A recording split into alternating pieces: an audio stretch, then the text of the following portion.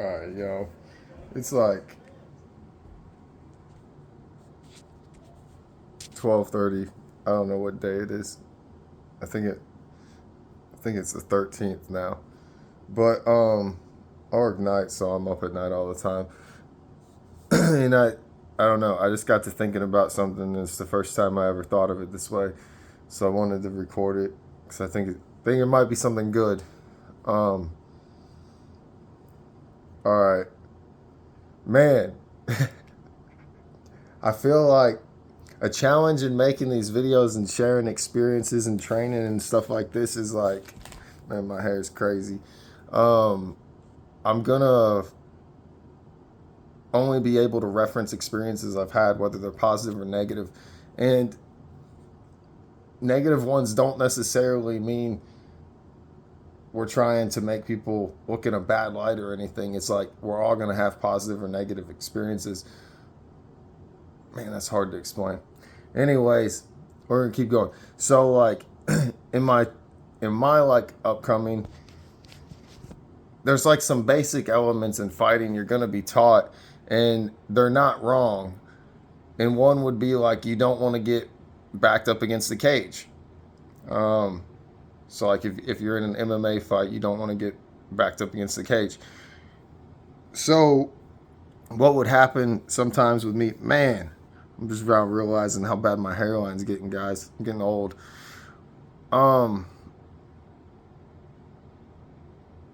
I'm thinking of this specific scenario I had. So I had this training partner that his pretty. You get partners that like come and go, and then you get ones that are like consistent. So you kind of understand their style and their approach. And more than their style, it's their personality that really, to me, is what sticks out. Like their personality in fighting. Um, and this guy, it would depend on how you wanted to look at it, but I usually enjoyed it. If he would start landing a specific strike or a specific move was working for him, he would do it over and over and over and over and over and over and over. And that really worked. Probably helped with me being a little bit autistic, is like, because then I could focus in on exactly what is happening, and I could try this counter and that counter and this counter and that counter and this counter and that counter. And it's like if a certain counter would work again and again, he would keep doing the same thing and eat the counter a couple times. Then he would try to counter the counter, and we would build some freaking big chains off that. I wish we had had more conversation about what we were doing, but we'd usually be so exhausted at the end of our rounds. It was like there wasn't a lot of talking afterwards. But so we get in this round, and I don't think either of us were in a camp or anything. I think it was just a day where it happened, but we get to go in a little harder. I don't feel like it was unethically that day, because this is a great example of how you can go harder and it not be unethically. He definitely would have landed the first hard shot or thrown something harder, and then I came back harder, and then whatever he came back with never exceeded the hardness or intensity of what I would have called harder the first time. And there's so many levels to hardness, and you can see anger in people. It wouldn't go like that with him, at least in most cases. Yeah, in most cases. Anyways, so we're going a little harder in this round, and whatever we're doing, he keeps getting this body shot, and I end up, I don't know, it's just my natural personality. I'm not retreating, but I end up playing off the cage, like my back foot is on the cage, and we're really, really tired at this point. And a couple different thoughts that are going through my head as I was just thinking about this now before I started this video is like, I was training with someone this weekend, and they were telling me, they're like, I think you forget about kicks. And I was like, well, I intentionally don't do them a lot, because I believe in striking you can avoid kicks by closing distance. And so I'll constantly keep pressure, and like sometimes before rounds I'll be like, all right, I'm not throwing a single kick this round. I'm not going to get caught with a single kick this round. And that's just a game I'll play in my head. And the way I described it to him like that is, I'm like, taking away an element will make my other element stronger, and that's how I'll practice my other elements.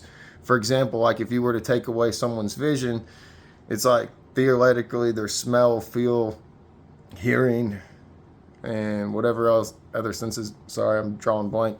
Get a little bit stronger. All right, so back to my sparring round. The whole video is going to be about. I'm backed up against the cage, and he keeps throwing a body shot, a hard body shot to my. From my perspective, it's on the left side of my body, and it's landing. I don't want to retreat. You know what I mean? Like, I've taken out the element of retreating by having my back foot on the cage. So it's hard to explain. It makes it where we're forced to stand there and bang. Like, we're forced to have this exchange and have this practice. But when he's throwing that body shot, I see that there's a hook. There's a fucking powerful left hook. And me and him go through this fucking exchange, and it gets fucking hard. Like, he'd land the body shot and I'd land this fucking hook. And it's like, he'd stumble and I'd wince. And then he'd come back and do it again and again. Man, we probably did this thing like 12 times. And the whole time, one of my coaches is out there screaming at me, get off the cage, get off the cage, get off the cage. And it takes me back to the theory of kind of how I began this video is like, so we're taught that we don't want to be pinned up against the cage. But then, like, what I'm just thinking now before this video is like, Anderson Silva now enters the chat. And if you're a fan of Silva like me, you watched him intentionally walk himself backwards to the cage and then wave his opponent to him on numerous occasions at the highest level of fighting and win, like get the win in that position. So to say you don't want to be with your back against the cage, that's, you know what, does it make sense what I'm saying? Like, I've watched someone intentionally do it and do well. And the same would be like when I start thinking about grappling, my coaches would get on to me for going to my belly a lot and giving up my back. But I felt so much safer looking back on it now. I couldn't have articulated this at the time. I felt so much safer with someone on my back than with someone like in the turtle position on me. Like, I don't know how to really explain that. Or maybe it was like wouldn't be side control. It'd be like side control, but I'm on my side hip. It felt like there wasn't a lot of defense, or I didn't have a lot of moves. Where when someone would take my back, it's like I could work their ankles. I was pretty good at defending my neck.